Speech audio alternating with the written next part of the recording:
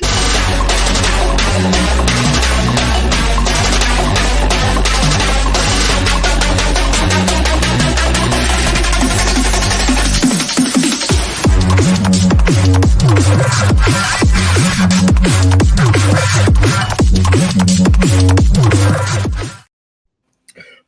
evening, Cubans of the Cash. Gary B, the casual comic guy here, and joining me every Thursday as usual, my good buddy Digger Jim. How you doing tonight, Jim? Doing great. My Friday has begun. I am so ready for the weekend. Yep. See, my Thursdays are my Friday, so my weekends are Friday and Saturday. Mm-hmm. And of course, join us tonight. It's been a minute since he's been on the channel, but he's always welcome whenever he wants to join. We have Chuck Hensey down below. How you doing, Chuck? Hey, it's great to see everybody. Great to have you on, buddy. Nice to see you again. Nice to have time. And of course, our man of the hour, Paul, Sector2815. How you doing this evening, Paul? I am doing well. Thank you very much for having me. It's I've been on the 1011 a couple of times, but this is the first time I will actually be in the hot seat. Yeah, it should be called the lukewarm seat. We don't really we don't really put you on the spot too bad. Okay. So Jim does most of the digging. It's in his Yeah. That's right. Okay. I got some good ones. Where did you bury? I know where you buried that body, Paul. We were just talking about that before we went on. Actually dug graves and sore backs. Yeah. That's right. Now, Paul, we're going to have you give the quick 2 minutes, just like we do on every show, who you are, and what your channel is about. The links are in the description below to sub up everybody. But give us a quick 1 minute rundown. We'll say hi to the chat, and then we'll come back to you and we'll start asking you some questions. Okay. I am Paul Cook, Sector2815 on YouTube and in Instagram. My channel, I do two things on a regular basis, basically. And then very sporadically, I might do an unboxing, something like that. But the two things I do is every Monday morning with Mark, Legion of Comics, we do a DC Comics deep dive where we take a look and kind of go in depth into a particular comic issue from DC. We try to stick to when they have like particular series like we did. The first thing we did was the Dark Crisis on Infinite Earths, and then we've done Lazarus Planet, and we've done Gotham War, and we just finished the Titans Beast World not too long ago. So we're kind of in a lull until we get to Absolute Power, which is the next big DC Comics miniseries that's coming out. And then every other Wednesday night, I host a game show called Guess That Key, which most of you, actually, Chuck, you haven't been on it, but we'll have to get you on. I know, Gary, you've been on, and Digger Jim, you've been on a couple times as well, where basically it is like 20 questions. Everyone brings a key comic, and the panel asks yes or no questions until they either figure out what comic book it was the person brought, or the person has stumped the panel is, and we go into the chat participates. We give away lots of books during the show as well, so we have a lot of fun, and it's really more about the just having fun than it really is about trying to stump anybody, but it is also fun to kind of you learn a lot too. I think, Gary, when you were on, we learned so much about like the sword and sorcery type things from the 70s and things like that. Right. So that was fun as well. So that's kind of who I am on YouTube and Instagram. Nice. All right. Well, so Jim's been on a couple times, you say, huh? Yeah. Well, your with brother, with brother John. See, Gary, I did one with you and then one with brother John. It's a brother thing. Which, by the way, we need to point out. Happy birthday to little bro! It's his birthday today. Oh, happy birthday! Happy birthday! So, yeah. So we'll say hi to the audience here after I'm done picking on my buddy Jim. And no respect at all. No respect. All right. So first in this evening, as always, we have James Lascursis. Good to see you, James. Good morning for you. Yes. Bobby Catalano. Good evening, Bobby. Nice to see you. Hulk Collector Kevin. Kevin, nice to see you. All the originals here on the channel, the supporters. We have Mark from Legion of Comics. Good evening, Mark. Nice to see you, sir. Your other half on YouTube a lot of the time. Mm-hmm. We have Brad. Good evening, Brad. Well, Bore. Hello from Canada to Brad to Canada. Of course, we got Jim saying hi to everybody. And we have one of my all-time favorite people, Jerry the Jitterbug. Good to see you, Jerry. Hope you're doing well, sir. There's Brother John there. Happy birthday again, John. And cruising down. We have Brian LCS. Good evening, Brian. Nice to see you. And Anachronic Comics. Joe, how you doing this evening, sir? Nice to see you. Terrific Comics and Pop Culture. For those of you who don't know, that is Mr. Chuck Hensey. Mm-hmm. And so thank you, Chuck. And Psychedelic Comics. Paul, good evening, sir. Nice to see you. Mr. Taylor Wonder, the king of all nerds. Good to see you, buddy. And YouTube's better this week because we got Papa Wheelie and Taylor back this week. There you go. Yep, absolutely. So things are back in balance. Milt, good evening, sir. Nice to see you, buddy. I'll be seeing Milt in April when I go to Steel City Con. It'll be my first con. Gore Vidal, how you doing tonight, sir? Nice to see you, buddy. Great channel. If you guys aren't watching Gore Vidal's channel, you're missing out. Aggressively Relaxing. Good evening, AR. Nice to see you, buddy. Everyone's saying hello to everybody. Mr. 23 Munch, nice to see you, sir. Check him out Saturday nights when he does his art giveaways and his hauls, and go support him. Give him a thumbs up. Sub to his channel. And so right now we are caught up for the moment. I will keep nodding to people as they come in, but we're going to turn it back to the man of the hour, which is Paul. And Paul, we'll start out with a few basic questions, and then we'll start really digging here. But first of all, what age did you get into comics, and what was some of your first memories with comics? I have been reading comics for as long as I can remember. And I think part of it was I'm the youngest of four boys in my family, and my three brothers were all into like sports cards and sports like that. And I like sports, not to the extent that they do, but they had all the sports cards and everything. And I'm like, you know what, I want to do something different, so I went into comics instead. And it's funny you talk about the first comic related thing that I remember. I just recently repurchased a copy of Amazing Spider-Man number 89, which is one of the first comics that I can ever remember reading when I was young, to the point that I basically, it was beyond dog-eared. It was ruined. I had read it so many times. Right. And then when I was young too, I would take like pieces of construction paper and I would cut out the figures from the comics and I would paste them on and then put them up on my walls. And now I'm thinking to myself, why would I ever do that? Who would cut up comics? Right. But when you're 5 and 6 years old, that was so cool, right? Right. Yeah, he's been in the hot seat for 6 minutes and he's already confessing, gents. Yeah, exactly. Yeah. Butchering up the comics. Cutting out the value stamps of the whole 9 yards. Whack Comics would be proud. Yeah, exactly. They would be it. You must have been into the what was it? The color forms or what? Yeah. Oh, yeah. I remember the color forms. Yeah, absolutely. Yeah, those are fun.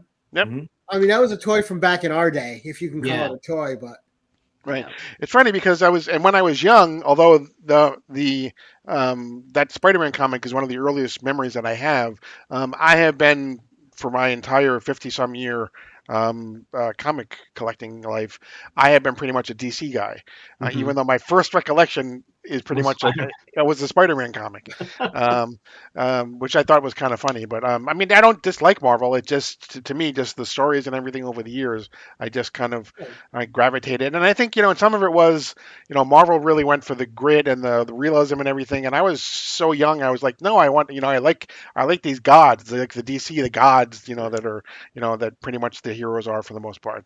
Sure. So does that make you were you a big Super Friends fan? Oh yeah, absolutely. Yeah. And which era of Super Friends is your era of Super Friends? I remember all the way back to the beginning with Wendy and Marvin. So before before the Wonder Twins came along, I remember Wendy and Marvin. Super bell bottoms. So, exactly. But then I remember getting the comics too, and it was like, and the art was so good. Ramona Fradon did the art for the comic, and it was just it was great. Yeah. So let's stay on animation for a while. Like what? Okay. So what were the real pivotal cartoons that formed you as you were growing up that you were always in front of the TV for? Obviously Super Friends, but what else? What else was influencing a young Paul? Yeah, there was Super Friends. There was the New Adventures of Batman and Robin.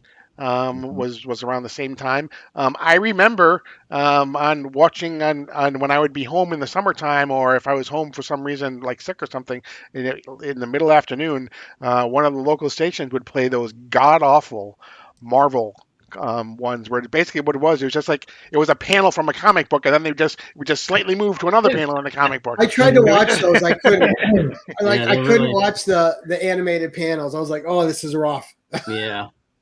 Yeah, and it was, and I can remember also watching the original Amazing the Spider-Man cartoon, where it was basically just they had the face had the webbing, but everything below that was just there was no webbing. And I anymore. always like that he's swinging through the city, shooting his web up in the air. But what's it attached to? Nothing. Yeah. You don't have the clue. It's nothing, but he always went zigzag across the way, right? But it's like it's like the bad Atari game we had. Remember, with all the blocks and everything, where you shot the webbing and you never were quite sure what was going to happen with it.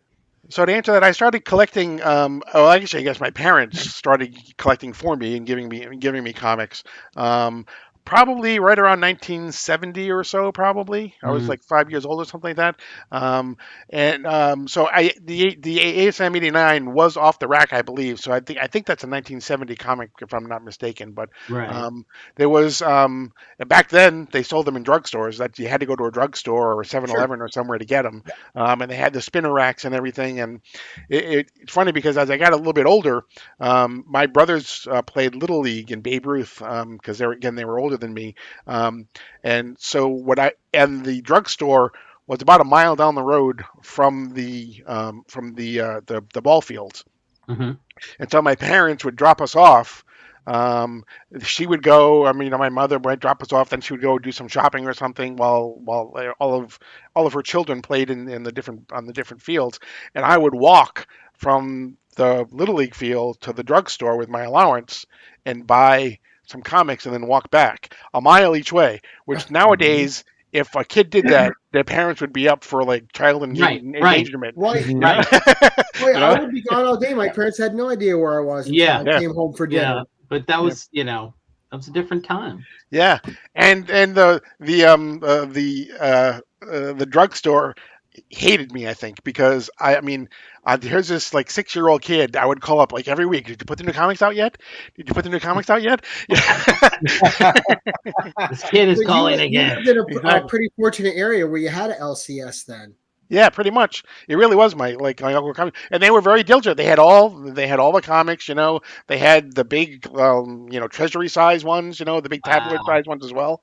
And they carried pretty much everything. And it was those spinner racks were packed. Nice. Yeah. So what was the first? Oh, go ahead. What we're talking about Marvel. What was your first DC book that you really latched on to? I think it was Green Lantern. It was, I want to say it was it wasn't 76, but it was one of the first Denny O'Neil Neil Adams one. I think it was the one where on the cover there's like a guy who's like kind of crucified almost, but he's tied to the front of an airplane, I believe it is. Okay. So it was part of the Denny O'Neil Neil Adams run. And then I really enjoyed, when I was young, I really enjoyed Justice League of America because that gave me all my heroes all together. Right. Yeah. I always gravitated towards the group books as well, just for that reason. I got more dollar cost average. You Right. were paying that big quarter or whatever. You wanted the most heroes you could get. Exactly. Unlike you, Paul, I've always been a Marvel guy, where you're a DC guy, but I don't have hate for DC. One of the series that I loved growing up, and I read it with all my Marvels, is I loved the Brave and the Bold. Mm-hmm. Mm-hmm. And that was my favorite Batman in that Brave and the Bold, with the gray suit, the blue cape, and the yellow emblem. Yeah. And those stories were just so much fun. It was like, it was their Marvel team up. And man, I love those team up books because it was just. Yeah, and Brave and the Bold was one of the best ones too, because it was always Jim Aparo. There was almost never a guest artist, so it was always the same. You always felt comfortable. What it was going to look like when you bought it. Right. That too, and when you're a kid, especially I grew up in like a small town, right? If you get an issue and it has a cliffhanger, well, you're screwed basically. Yeah. But those Brave and the Bolds and the Marvel team ups, it wasn't often that they carried on to another issue. You had a self-contained story, Right. so you could just always take it back out, read it. You have a whole story. The art Right. was incredible. Right. And I remember one of the things that they did for a while was they would put a clue as to who the next Person person would team up with Batman in the issue before. Like I remember one time they had I didn't know that. they had like the Legion of Superheroes cruiser was in the air above, and that was the only clue that they gave. And in the next issue, he teamed up with the Legion of Superheroes. Now, so was Hal Jordan your Green Lantern? Is that Yeah. what got you into the Green Lanterns? Absolutely. Yep. Was it just his struggle to be better, to do good, and to put? Yeah, and I think it was. I mean, although he had this magic ring and everything, it was pretty much the power was all in him. It was all his willpower. So it was everything that he did. That would basically. And then it was science fiction, and I love science fiction, and space and aliens and all those other good things. So all of it just kind of fell into place. A cool chant. Exactly. Yeah. Exactly. I mean, if I was a kid, that chant would bring anyone in, right? In Blackest Night and Dark, And then, after Denny O'Neil and Neil Adams stopped, they stopped the book for a little while, and then when it came back, it was Mike Grell, which was just as good because I love Mike Grell, which I have actually right here. I have a. And his green arrow is my favorite Green Arrow. I know someone who gave this to me. Now, yeah, it really is the Longbow Hunters. Yeah. His Green Lantern. I mean, his Green Arrow. Green Arrow. Mm-hmm. Now, were you obviously you were a kid? You were watching the cartoons. You're reading the comics. What was the first toy you got comic related that really blew your little mind when you got I got this? I can't believe it. Mom and Dad rock. It's funny because even though I was a DC guy, they bought me. It was a Spider-Man doll, an action figure or whatever. Right. And it was the same thing. It had the head that had all the webbing on it, but his costume didn't have any of the webbing on it. Was that the cloth one where it had the cloth costume? Yeah, exactly, the cloth one. Yep. Yeah. And it's funny because I found out that they got it to me. They gave it to me for Christmas, but I saw it before Christmas because they had left it out by mistake. And so I saw it, and I'm like, so they weren't too happy that I had found it. But I'm like, I don't care. I'll wait till Christmas to play with it. But I know what I'm getting. I know what I'm getting. Santa Claus was unmasked. Yeah, exactly. I think one of my big presents was the only thing I'd asked for one year was the AT-AT. Yeah. Yeah, and that was just like I don't think I played with anything else but that Christmas. Yeah, but there were so many good things on television too. You were talking about television is I was a little bit. I wasn't old enough to see them when they first came on, but when I was young, the Adam West Batman was on every afternoon. Oh yeah, so, sure. So I watched that every afternoon, and then on Saturday mornings you had Shazam. The live action in the RV. Yeah, exactly. With ISIS. Don't forget ISIS. And ISIS, exactly. Yeah. And you had the Batman and Tarzan Adventure Hour. that I watched. Kid. Yeah, exactly. Wild Boy. Yeah, absolutely. There were just so many good things. Now, did you watch the two DC roasts that they did, the live action roast? I have them on DVD. I have them on DVD. You see, all right, there you go, right there. You got them on DVD. So yeah. So which character did you think was outside of Adam West with the Batman? Yeah. Which hero and villain were the best represented on that show? Well, they kind of went over the top on all of them. Mm-hmm. Yeah. But they really did. Hawkman, I thought, kind of looked probably the closest. Hal Jordan, all he did was he stood there and he pointed his ring at himself, and that made him disappear. And it was like, okay.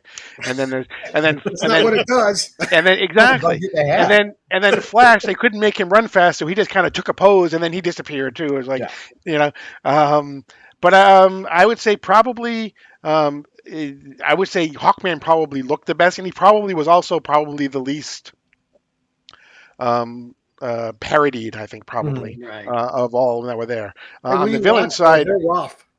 Yeah, exactly. I mean, the second one was even worse when it was really that roast. The first one at least had a story about trying to destroy the world and everything. The second one, when it was really a roast, and it was like Geriatric Man or something like that. I think it was. Right? It was the old guy, right? That came out. Man hosting the thing and. Yeah. But the villains were all. I mean, you had Charlie Callis played Sinestro. It was like, you know, but you had Frank Gorshin came back as the Riddler. He was there, so there was some really good stuff. But another funny story is when those were coming on, I was playing in a basketball league at night, and it was coming on, and it was going to be on 2 weeks in a row, like Tuesday nights or whatever. And my league happened to play on Tuesday nights, and I didn't want to. I didn't want to go. I wanted to stay home and watch them. And my parents said, "No, you're going. You're absolutely going." So I devised this plan where I actually told my parents that I was sick in the morning. So I actually stayed home from school all day, just so that I could not go to the basketball game and watch them that night. There's Dedication right there, right folks. there. Dedication. Mhm. Yeah, that was they kept saying Johnny Quest, and that was I can remember before going to church, for some reason it was on early morning on Sunday, and John and I would sit there and watch it, and I just thought that was just amazing. The gunfire, for crying out loud. Yeah. And I was like, why can't we have a race The band? danger those kids are put in every episode. I know, right? It's like, oh, you'll be all right, Johnny. Jump off at the bridge. It's no big deal. Sure, race. Let's go. Better learn to duck some bullets, kid. Yeah, exactly. But I remember it coming on all the time going, Yeah, absolutely. do we really need to go to church? Because there's another episode coming. And we're going to talk about this too, especially since Joe's in here. We'll get to who your favorite Batman is cinematically, but favorite Superman. And were you also a fan of the old George Reeves serial? Oh, absolutely. Yeah. It was on Saturday afternoons, where I was. The Superman, The Adventures of Superman was on. My favorite Superman has got to be Christopher Reeve. He just embodied. We were talking about this before we even came on. Right, and nobody understood the character. No actor understood the character more than him. Exactly. To the point where basically I think for a lot of people, it's like kind of for me as art. When I think of Superman in comics, I see a Kurt Swan Superman. That's the Superman that I see. Yeah. And when I think of a live action Superman, Christopher Reeve is the Superman that I see. Right, like when I think of Spider-Man, I think John Romita Sr. Right. Yeah. Absolutely. Yep. They were just, and it kind of is just, and I think it goes back to, in your most formative years, who's the most prevalent, Right. that you see is kind of sticks with you, I think. And I remember watching those serials as a kid and loving them. It was just like you couldn't believe it was on. And then, now, what did you think when you were a kid and you had the Incredible Hulk and Wonder Woman? Those shows come on, you're like, holy cow! I can't believe they're making these.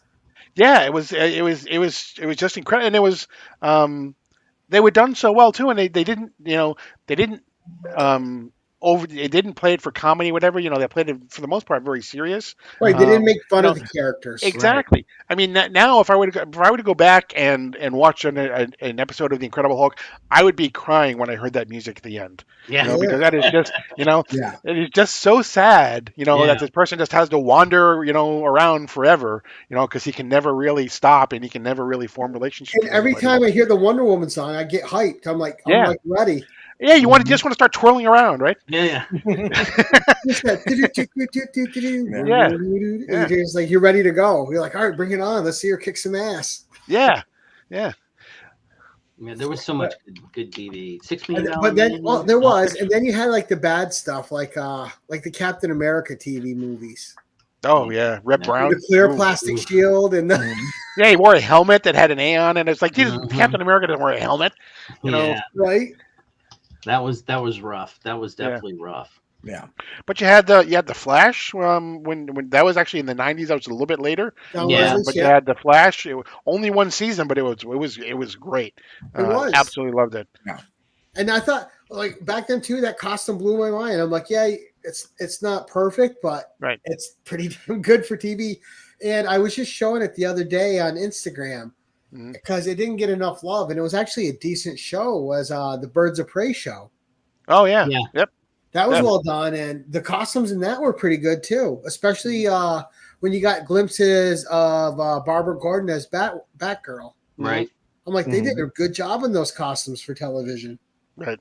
Absolutely. Yeah. Yeah, see, there's Mill. I I played play Wonder Woman at the casino slots just because. Yeah, same here. Yeah, Like yeah. some of those themes, it's instant nostalgia. It just takes you back to being a kid. Yeah. You know. Well, Yes, he did. It was a great video too. If you guys haven't watched that, go check out Anachronic Comics, and he did a video on George Reeves' Superman. It was fantastic. Nice. So was there? I've always been curious about this because I was very fortunate to have my brother also have a passion for comics. Was there? I mean, I don't know if your brothers were ever into it with you as far as comics. But did you have a friend that you could like hang out with and talk about? Because sometimes people just didn't have that, and it was just their sole getaway. I was an island unto myself. There was nothing. I had a couple of baseball and basketball cards and football cards and all that. Yeah. Very few, but it was all comics. I mean, I actually, when I got my allowance, I would give it back to my mother so that she could. Eventually, I ended up subscribing through DC, and they would send me these comics in this, brown paper wrapper, that would show up, and I would get. And it's funny because my mother was also actually our postal person. Okay. So she would actually bring them home, so they wouldn't be put into the mailbox. But yeah, we get them, the ones that tend to leave that line on the comic, right? Yeah. So I mean, I don't really think I had too many of the problems with that. But yeah, I would. I had Justice League, and I had Green Lantern, and I had Flash, and I had Batman. I subscribed to as many as my mother would let me. I was just curious about that because I mean, I had friends that you could that knew of the superheroes, but they weren't necessarily comic book collectors and whatnot, and didn't read the comics as much. So. Now, what was your first superhero movie you saw in the cinema, Paul? And what was its effect on you when you saw it? I think it would probably have to be Superman. That was 78, I think, right? Yeah. Yep. Right. It would have to be Superman, and it was really, I believe the man could fly. I really did. It was just, to see what they had done, and considering what you had seen before, it was just at a whole new level, Right. And it was the same thing, and we had this little tiny, I grew up in this small town in Rhode Island, and there was one cinema. It had two screens, that basically, maybe sat 150 people, at most on each side or whatever. And it was like second run. So it wasn't even, Right. and occasionally, what I would do is it wasn't too far from the drugstore too. So, there was occasions where I would, from the ball field, I would walk down and go and see a movie, and then my parents would pick me up there instead. Wow. Nice. Yeah. Something else you don't do today. Like I got dropped off at the movies all the time. My dad would show up 3-4 hours later. Yep. Yeah. So Milt wanted to know about how many comics you have in your collection, Paul. I would say I have approximately, I'm probably closing in on 40,000. Nice. 40,000 comics? 40,000 comics, yeah. I hear Mark Andrews in Canada laughing at him somewhere. This is why I love meeting you guys, because I can roll the videotape back and go to my wife and say, see, I don't have a problem. Yeah, I don't have a problem. These guys Not have that a she problem. believes me. Yeah. This guy right here has 40,000, Sarah. I mean, yeah, that's what I tell her all the time. He's got a quarter more than I do. I mean, I got nothing compared to these. So now, Paul, Mhm. what made you bring your love of comics and heroes? What made you bring it to YouTube and start a channel? It was funny because I was watching. I was just going on Instagram, and I was looking at some things and everything, and I saw. You guys know Kevin Vidina, I think, right? You guys know Kevin? Yeah, yeah. Right? Karate Kevin. Karate Kevin, yeah. Yeah. He used to do a show on Saturday nights called "What's That Comic Book," and I saw his Instagram post that it was was coming on, and so I fired up YouTube on a Saturday night, and I watched it. And after every show, he would say, "Hey, you know what? If you're interested in coming on, let me know." And I didn't do it right away, but after a little while, I kind of contacted him through Instagram, and I got onto with What's That Comic Book, and I was on probably like 5 or 6 times. And then that led me to search other things on YouTube for comics, and I ended up finding Mark's channel and Burke Family 54, and and DJ Links and all those other the ones out there. And then I would just kind of I'd start posting stuff in their live chats and everything, and then eventually I reached out to some people, and so basically what I'm saying is, it's all Kevin Virginia's fault. Right. So did you start during the COVID comic boom like the rest of us did, like a lot of us did? Yeah, I think it was probably because it was the beginning of 2020 when I first when I first got on YouTube, and that was pretty much the beginning of everybody had to stay home. Right. Now, you have that game show, Guess That Key, which is a lot of fun. What was the inspiration for that, and how'd you come up with the concept? It was Kevin again. It was from What's That Comic Book? Because what you would do on What's That Comic Book is you would bring 4 or 5 comics, and you'd go around, and you would just show a comic, and you would talk about the comic, and then you'd come around and everything.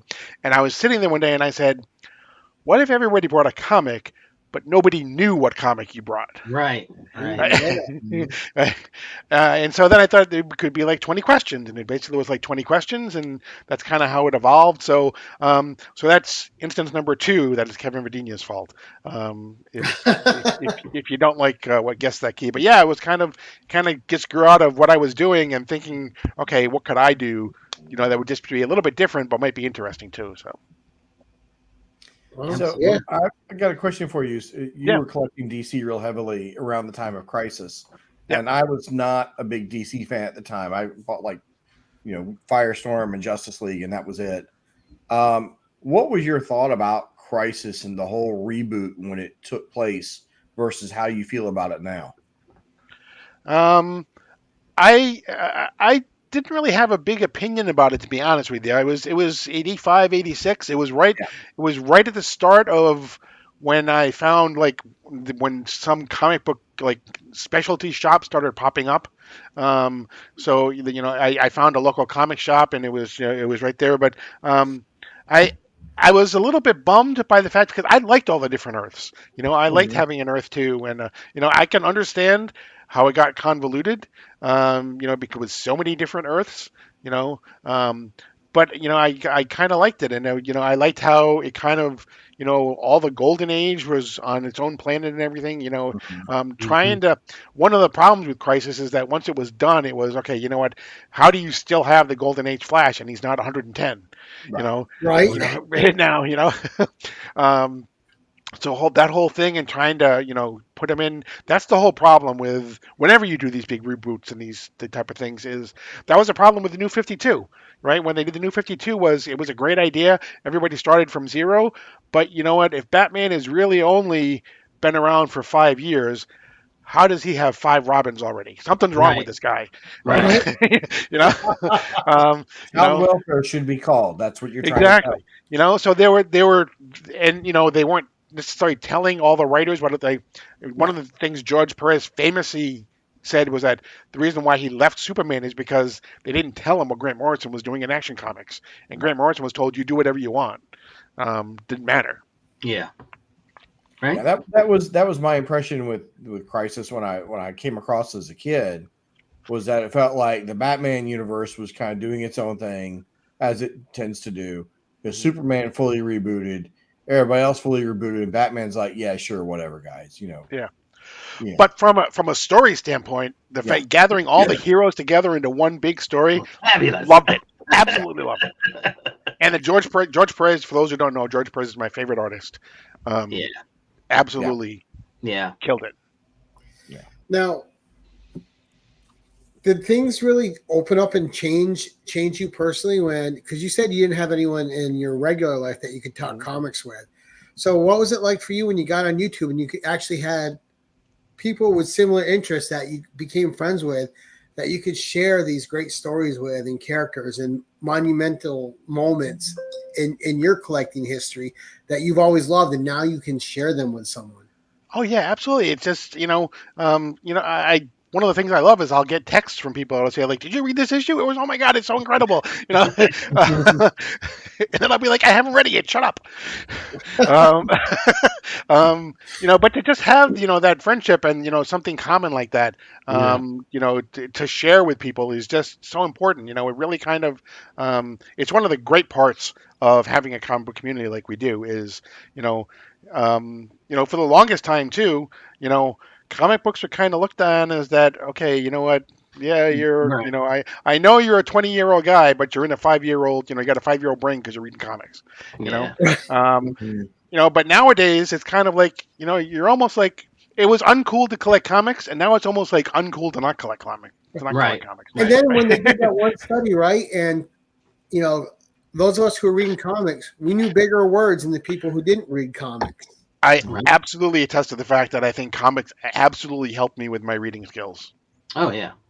Well, I mean, I know that I asked my mother a couple of questions, but I don't know what this words mean, or can you help me, find it, or what is this, because I didn't know what it was, especially like when you read like a legal one like Daredevil or something. He was in the courtroom, and I'm like, I don't know what that word is. I'm a kid. Can we talk about what this is? Yeah. What if he just beat him up, Mom? Yeah, he just beat him up, Mom. I always thought that was cool. His heart skipped a beat. He's lying. Oh yeah, let's do that. How do you know that? Now, what made Daredevil? Let's take that for instance, right? Okay. A street level hero, but you were always drawn to the god heroes. Right. What was it about the godlike heroes that drew you in more than, like, say, a street level hero like Daredevil or Spider-Man? I think I just, as a young kid, I mean, I'm not necessarily, as a really young kid anyway, I'm not really all that interested in Peter Parker's dating life, you know, Yeah. and what's going on with MJ, or Gwen or whoever, whatever it happens to be. But, and that was always the difference between Marvel and DC. It was always, what Marvel was like the street level type heroes, the person you could, and DC always had like the godlike heroes, they had these fantastic powers, and not that Marvel people didn't have powers, but it was kind of different. It was, Right, they each had their own approach. yeah, Marvel felt like it was more grounded in reality in a lot of ways, and DC was more fantastical, and it was the mythic type things. And I really liked that. I loved when I was young. One of the things I still love is reading the Greek myths and everything. Those type of things. I absolutely love those. I think it's just and then as I got older, I was kind of like, what? I read comics to kind of escape and get away. I don't want to read about, I know that people read sometimes, they read Marvel because they can identify with those people, with Right. whoever the characters are. I don't want to identify with them. I want you to take me away to someplace, You want complete 100% escapism. exactly. Mhm. And finding this island that no one ever sees, and Right. that Right. never allows a man on it, that takes me away to somewhere, So that dirty Steve Trevor dirtied the shores. Exactly. Yeah, exactly. What's up with that? Yeah, sucker. Yeah, absolutely. And I mean, come on. I mean, Hal Jordan's going all the way across the galaxy to Oa to Exactly. clean up things and take over, and so that was always exciting. I mean, he always had Yeah. something going on in another galaxy. He's like, all right, I'll come over, but I'm supposed to patrol this area. What the hell? Yeah, exactly. That's why you have your sector. There's Right. somebody in the other sector. That's I've never understood. I And mean, that's why we need like 4 Green Lanterns, right? So Right. come on, guys. Now, It's funny I though. gotta ask you. Every sector has one Green Lantern except for the one that Earth is on. We need Right. like 10 to take care of our stuff. We got so Right, much yeah, crap. because we're just that messed up, right? Yeah, We need exactly, army yeah. of lanterns to help us. Although we if filled the you pre-stream. read the new Green Lantern, there's an explanation as to why that is actually. Really? Oh, nice. So, yep. Sorry, I interrupted you, Gary. Sorry. That's okay. I'm old now. I gotta find my train of thought. Oh, okay.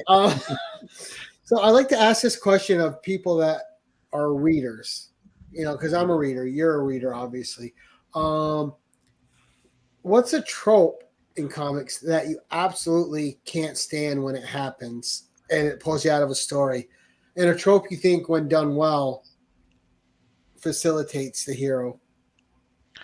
I'm not a big fan anymore of when two heroes meet for the first time. they Oh, have they to gotta fight each fight. other. Yeah.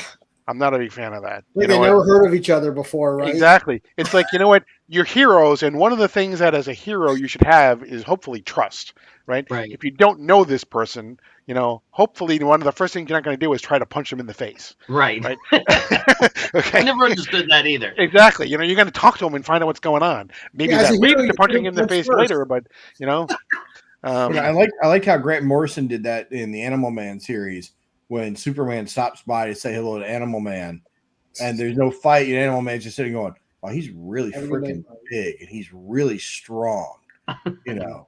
Yeah. Right.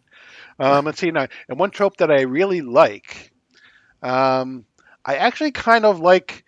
I like stories that have there are two stories going on at the same time, but they're telling almost like a symmetrical story, but they're in two different time periods. Like Right. that kind of happens.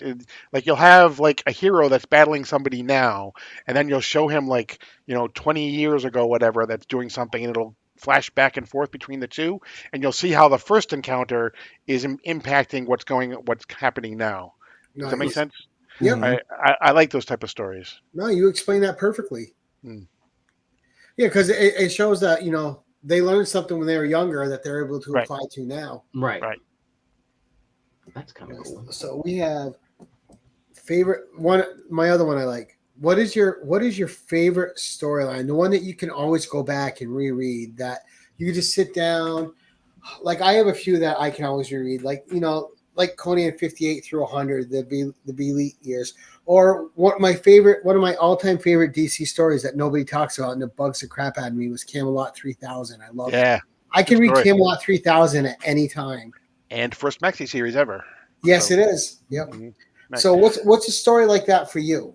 My favorite story, I think, has got to be, I think it's Whatever Happened to the Man of Steel. It's the Alan Moore two-parter that ran in Superman and Action Comics, the last two issues before John Byrne took over. I just read that this year for the first time. Those two. Yeah. On Absolutely Joe's loved it. recommendation, Anaconda Comics recommendation. Loved them. Yeah. Absolutely loved it.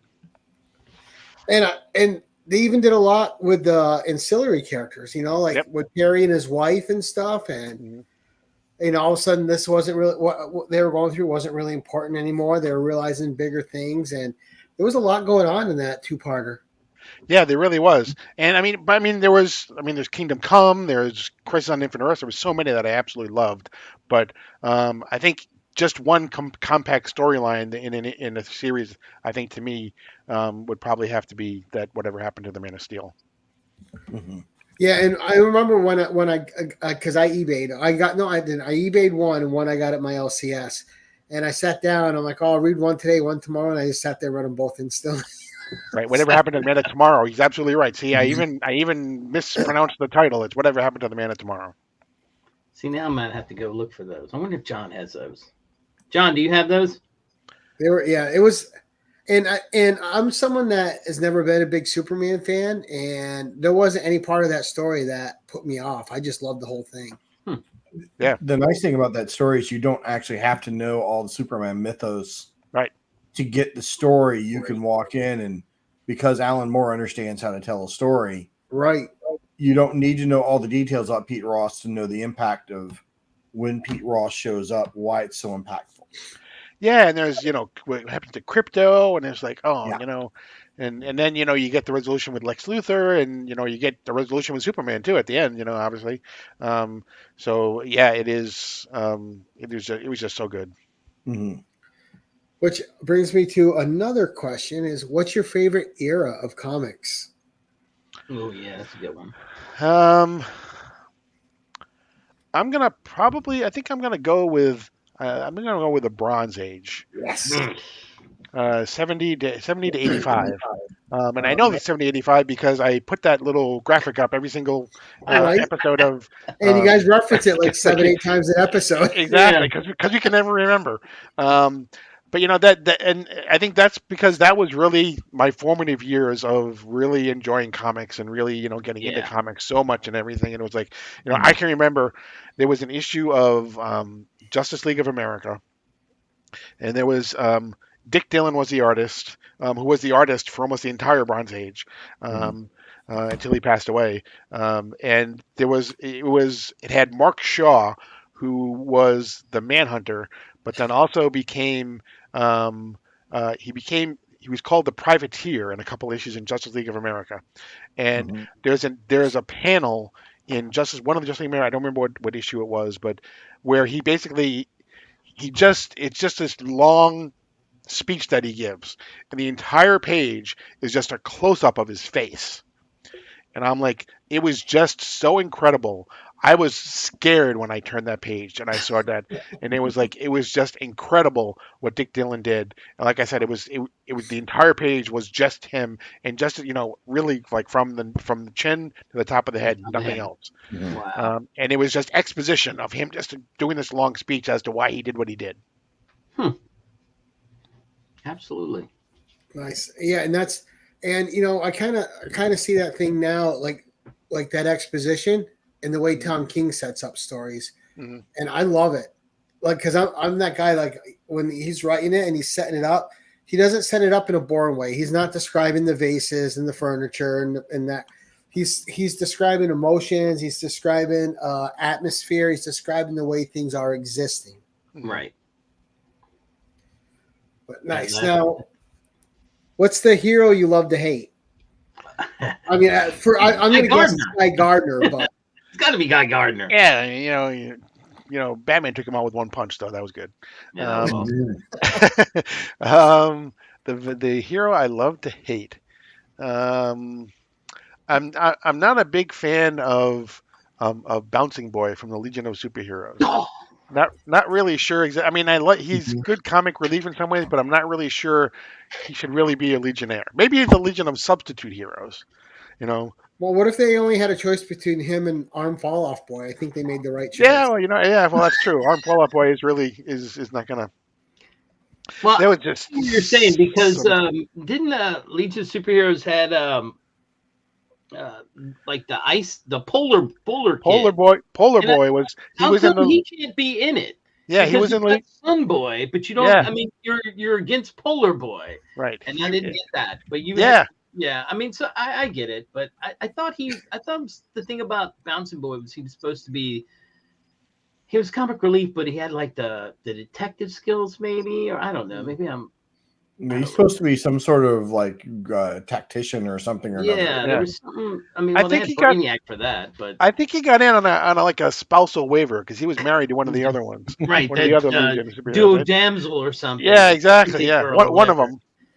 It was Triplicate Girl, then it became Duo Damsel. Right. When one of them got killed, yeah. But I know you always wanted to date a Triplicate Girl. Yeah, that was probably the best part, in my opinion, growing up. When the Legion looked, I mean, when you looked at those old Legion, and then when Mike Grell got a hold of them, it was like, wait a minute, that's Saturn Girl? Holy cow, that's a different Saturn Girl from that Saturn Girl. She looks like a girl here. This looks like Saturn Woman. If you wanna know what fashion was like in the 70s, look at a Mike Grell Legion of Superheroes story and how he revamped all the uniforms. Right. I mean, like Cosmic Boy is wearing like a male bustier type thing. And that was all that he wore. It's like, what is that? Yes, I don't know what that was. Yeah, how do you fight in that? Come on. Right, exactly. It was crazy. But Dawnstar looked dope. That was great. Yeah. Dawnstar, I had to buy that just for that cover. Dawnstar is such a great design. Yeah, Dawnstar looked dope. There was a couple of them that looked really cool. And that was a hard Superboy and Legion of Superheroes book to hunt down for some reason. It was never in my LCS. I had to actually I just gave up and went to eBay finally. Oh, wow. Yeah, Mike Grell, I mean, somebody put it there before, but said that Mike Grell is underrated. He was an incredible artist. I always try to go see him if he's at a con and pick up something of his, just because what he did for the Legion. I just can't help it. Yeah, I think Mark was telling me when you guys went to HeroCon, he was like, you guys saw him at breakfast or something, I think, or. Oh yeah, I saw him twice in the hotel elevator, but yeah. He came down to our Empire Fest here in Rochester that Ken Wheaton runs, and he stayed at Rhinos for a day, and then in our LCS, Chet has like his back issue bins, but it's all like clear. So when artists come in, he has them sketch something on it. So Nice. he did a Green Arrow sketch on it, a face sketch, and then he also did one that's hung up in there as well. And he's one of the people too that you can, he'll do commissions for you. You can go to a website and you can have him do a commission for you, and it's like, I mean, obviously commissions are not cheap, but he'll do a nice guy. He likes to talk. Yeah. But he'll do, he's done like he'll recreate covers for you. Again, it'll cost you, but Right. he'll recreate covers that he's done for. He'll do those. Now, was there a cover in your comic collecting history that when you first saw it, you just really couldn't believe what you were looking at, or it just blew you away? Like the first one that really just wowed you? I think one of the ones that I can remember, it's kind of funny because when Green Lantern, Green Arrow came back, and it was Denny O'Neil and Mike Grell, there's that very first one with the big lantern, and it has Green Lantern and Green Arrow basically standing on each side, in space. There's space behind them. And I just looked at that and it was like, to me, it was just incredible. I mean, Mike Grell was always known for drawing, again, in the 70s, drawing the long sideburns, on people, right? But it was, that's the first one that I can remember saying to myself, I want to buy that. I don't care what's inside, and I got to get that cover. I got to get that comic book just for the cover. Right, and now we cover by like crazy now. Exactly. Now, some people only buy for covers now. So you had that Alan Moore story as your favorite that you could just always go back and read. Mm-hmm. Do you think there's a modern writer now that writes with that kind of adeptness that really draws you in, and that you'll pick up whatever it is they write because you just think they're that good? Yeah, I think we started talking about this before we got on. There's a couple of them. I think Tom King does something, does some writing that's just incredible. His craft is, he's just done whether it's Danger Street or Strange Adventures or Mr. Miracle or Wonder Woman now, or there is the one bad day, the Riddler one that he did, which was the best out of the entire One Bad Day group, I think. He just like Philip Kennedy Johnson we talked about on Action Comics, he basically he understands characters before he tries to write them. He's able to write to the essence of a character as opposed to let me just have Wonder Woman hit somebody. That'll be great. Right. That'll be great. Yeah. He gets to why does Wonder Woman have to hit somebody? And the fact that she will do everything she can, first of all, to try not to have to hit somebody. Right. Which is why other writers that have done it. I mean, there was as part of the Dark Crisis on Infinite Earths, they did World Without a Justice League, and they did a Wonder Woman one, and I can't remember who wrote it, but it was basically saying, Wonder Woman saying, I'll wage war I'll just wage war if I have to do whatever I do. That's not Wonder Woman. Wonder Woman does everything she can not to have to wage war. Well, you know what I call those writers, right? Is they're the Michael Bay writers, right? Everything's just an action piece. Yeah. They don't really understand the characters. Right. They're just making action pieces. Right. I haven't read a lot of Philip K. Johnson, but what he did on Action Comics was just incredible. And then I think right now, one of the things that I'm really enjoying, whether it's Flash or whether it's the new Green Lantern, is Jeremy Adams. We've actually had him on our show a couple times too, but he just basically, I think he understands the character. He understands the characters, but he also he likes to have fun with the characters as well, which is why if you read The Flash, to me anyway, it was so jarring when they moved from Jeremy Adams to Cy Spurrier. It was like night and day, and I'm not really enjoying the Cy Spurrier run at all. I just don't think The Flash really fits him as a writer. See, and I think Kelly Thompson's that kind of writer. Like when she writes something, like I'll enjoy every issue. Right. Yeah. But he played to the fact that Wally West was a father too, so he had and he had these kids, and Jeremy Adams has kids, so I'm sure a lot of the things that the kids were saying to Wally were things that probably his kids have said in some way, shape, or form to him as well. And now he's doing it with Green Lantern, and he's also adding to the mythology as well, which is one of the things that Jeff Johns was famous for doing. And I love Jeff Johns. He's another one that I think, Jeff Johns has a way of taking established characters and bringing brand new ideas to them. Right. And I think he's one of the most important people in DC's history, Jeff. Yeah. Johns. And also some of the things that, to me, that whole thing with there are certain things that have happened in people's stories that you say to yourself afterwards, how did nobody ever think of this before? To me, the whole color spectrum that Jeff Johns introduced. Is kind of like how did nobody think of this before? Why did everyone just think that was green and yellow?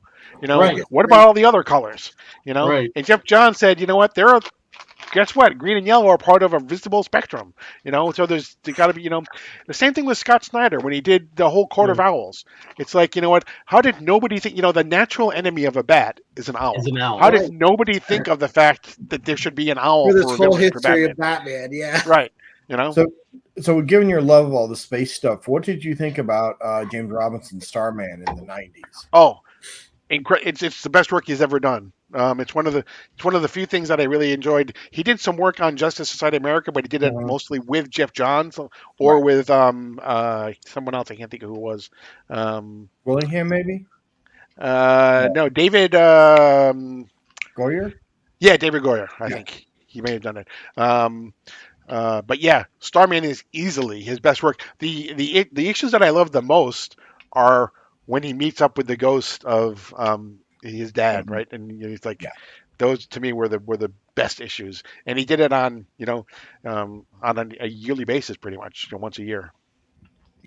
I like the when the stars do my destiny. I thought it ran a little long, but it was really neat watching him pull out all those obscure sci-fi characters like Space Cabbie and whatnot, and give them a brief cameo for stuff you'd never heard of. So, it's like have you picked up a lot of those old Mystery in Spaces? No, but I do want to. I see Mark's comment about the only time I thought of a character called Owlman. He was a bad guy version of Batman, but he didn't really ever go up against Batman. Right. Yeah. So now, this is another one of my favorite questions. What's your favorite obscure hero? Because we all have that obscure hero that we just love. Yeah. My favorite obscure hero. I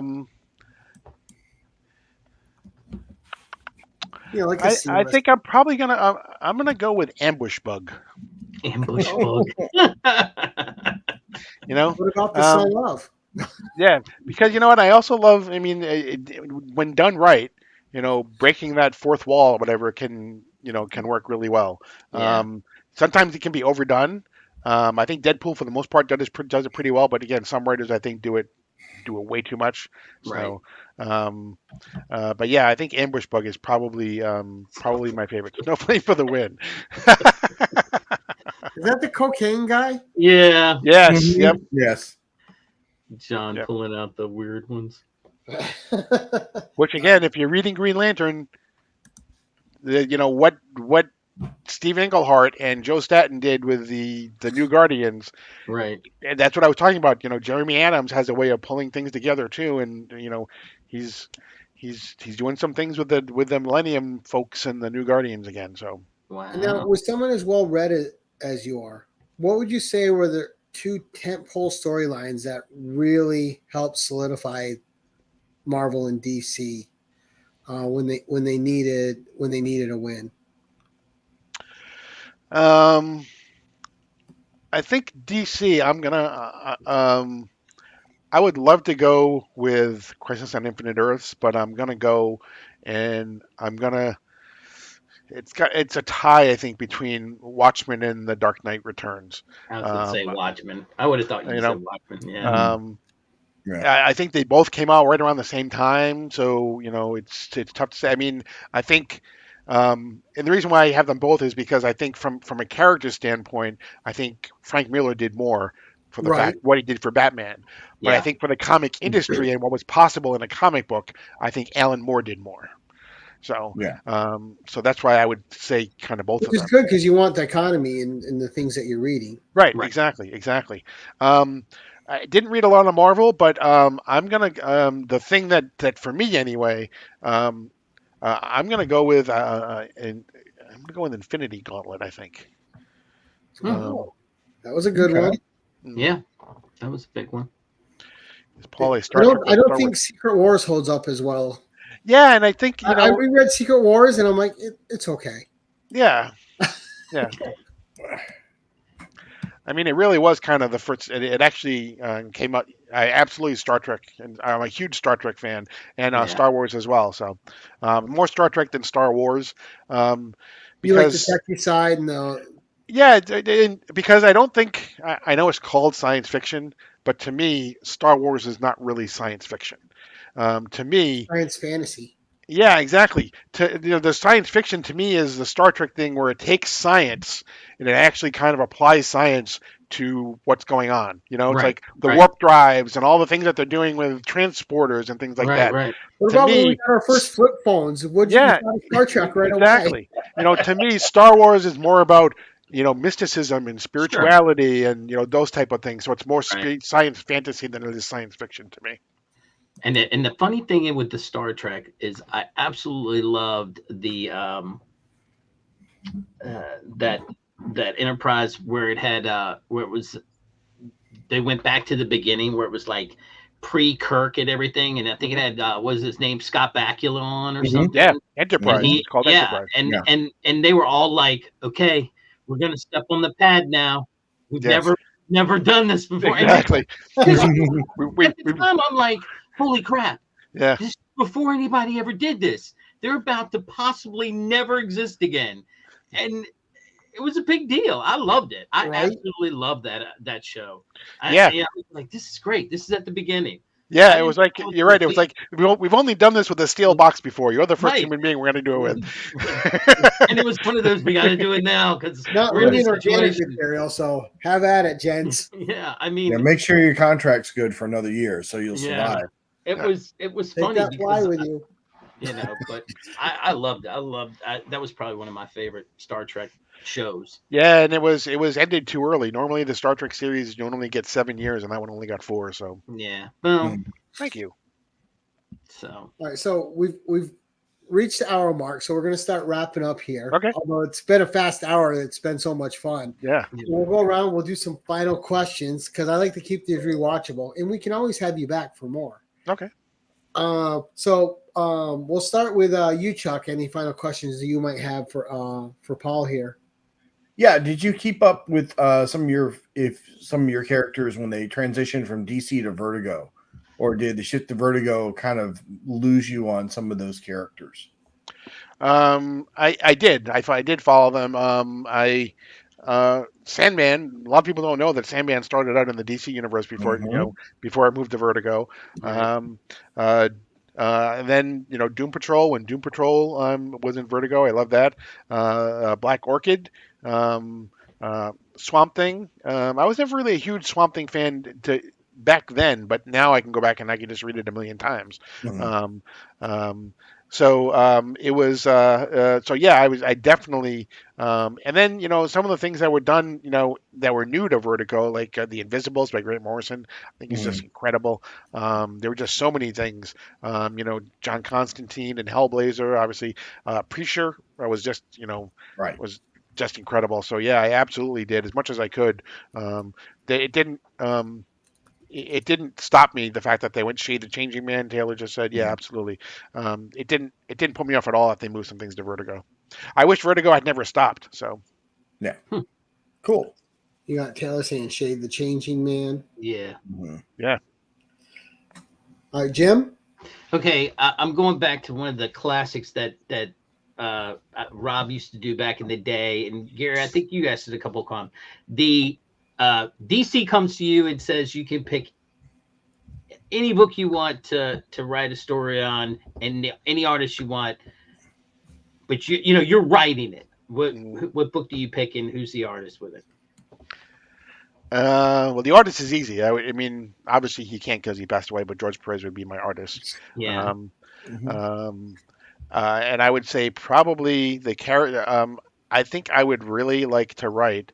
People would probably think I would say Green Lantern, but I think I would like to write a Superman story. Nice. Go with the original the original hero. Right. Nice. And I would love George Perez to draw it. To draw it. Okay.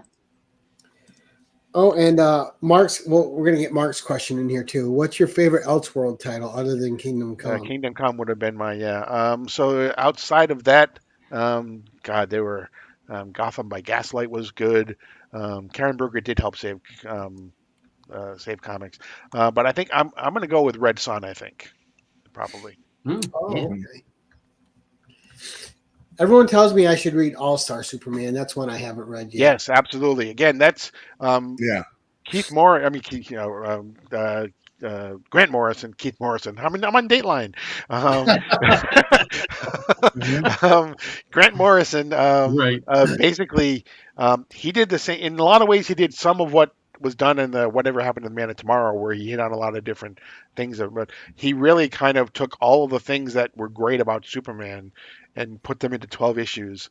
And it's just a delight. If you're a Superman fan and you want to know what is Superman, read All Star Superman, and you'll have the complete essence of what and who Superman is. Nice. Okay. Mark agrees. All right, so my final question for you, Paul. Being a comic fan, if you could be written into a comic and killed off in that comic, who's writing your death? Whose comic are you in? And what artist is drawing your death? Oh, man. He's not even letting you do a comic, Paul. He just wants you to die. I just want to die in a comic, huh? Right. Like a famous cameo. It's a one-off, right? You go in, your collateral damage in the back. Yeah, you're a henchman. Yeah. Although, well, I think what I would rather do is I would rather be in a comic. I would rather be in a comic where Darkseid, with his Omega Beam, is aiming towards Superman, and I jump in front of it, and I take the Omega Beam. Noble sacrifice. And I'm blown to pieces. Gotcha. Okay. And if Jack Kirby could write that, he would have to draw it because it's Darkseid, and that's his character. Amazing. There you go. Darkseid. Yeah. Yeah. Good answer. And a noble death. Exactly. That's awesome. I think Jim would pick to get killed by vermin in Spider-Man. Vermin. I would be accidentally crushed by Bouncing Boy. Right? Yeah, exactly. Fall off our boy's arm came off and whacked you into the third Exactly, rail. right. I'm going out, I'm Right. going out with like some type of like Right. Thor Viking thing. you And know? then Matter Eater Lad would have me for dinner. Oh, that'd be great. It was one that I thought was just disgusting. I just really did. I thought that was the dumbest thing, and yet they made it work. Yeah. Sort of. As a Right. kid, and I read it, and I'd be like, "That's gross." This is gross. But then you read up on the whole thing about how he gets his energy, and you're like, "Okay, maybe, I guess." I don't know. They had so many of them. The Legion had like, what's that one? That girl that was just like, her power was to make you sick. And it didn't Infectious blast. even if you were, infectious last, Yeah. just, oh. I just love some of the names from those eras, right? Yeah. Paste Pot Pete, Arm Fall Off Boy, just Yeah. ridiculousness, but so much fun at the same time. Right. Yeah. J-Man heard Bouncing Boy. You're too late. We already trash talked him. Paul, that was a fast hour and 10 It minutes. really was, How much fun it was talking to you. Yeah. It was like just super fun, dude. Thank you. Yeah, it so really much. was. Thank you for having me on. I appreciate it. But we're going to do like we do. We're going to go around the horn, and we're going to say, Chuck, what have you got coming up? I believe you're appearing on Joe's channel soon, correct, sir? I'm going to be on Joe's channel tomorrow night. We're going to be showing off pickups. We have all the crowd plus a few others. So he's got some usual suspects, some unusual suspects, and probably lots of fun books too. He said usual suspects. Chuck owes me money. There we go. And I'll also be on there at the end of the month for the comics crowd, as we've got our topic for the month. So catch us there. Nice. And shout out to Joe Anachronic Comics. If you guys aren't subbed to him, go check his channel out. You will not be disappointed. Jim, what's coming up for you, sir? I hope to get out and do a dig somewhere. I do have. I will be putting up a fair amount of shorts here in the near future. All Godzilla.